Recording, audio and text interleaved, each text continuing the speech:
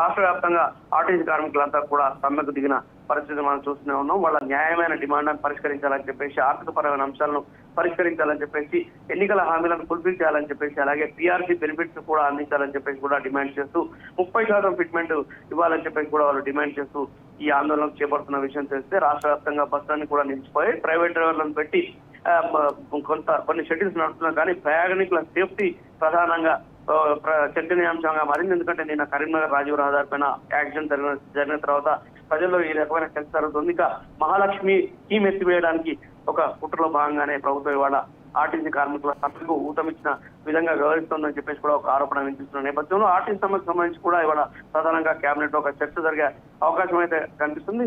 వీటన్నిటితో పాటు ప్రస్తుతం కొనసాగుతున్న సమకాలీన అంశాలపైన, రాజకీయ అంశాలపైన కూడా ప్రధానంగా కేబినెట్ లో చర్చించే అవకాశాలు కనిపిస్తున్నాయి. తాజాగా డీలిమిటేషన్ సంబంధించిన బిల్లు పార్లమెంట్ లో వీగిపోయిన సంగతి తెలిసింది. అలాగే జనగణన కొనసాగుతున్న విషయం తెలిసిందే. వీటన్నిటికి సంబంధించిన అంశాలపైన కూడా ప్రధానంగా కేబినెట్ దృష్టి సారించే అవకాశాలు కనిపిస్తున్నాయి. కొన్ని నిర్ణయాలు తీసుకునే అవకాశాలు కనిపిస్తున్నాయి. అయితే కొన్ని కీలక అంశాలపైన చర్చ చేసి ఆ తర్వాత నిర్ణయాలు వెలువరించే పరిస్థితి అయితే ఉంటుంది. రాత్రి దాకా ఈ కేబినెట్ సమావేశం కొనసాగే అవకాశాలు ఉంటాయని మనకు తెలుస్తుంది. ఇందురా. Right, thank you Suraj.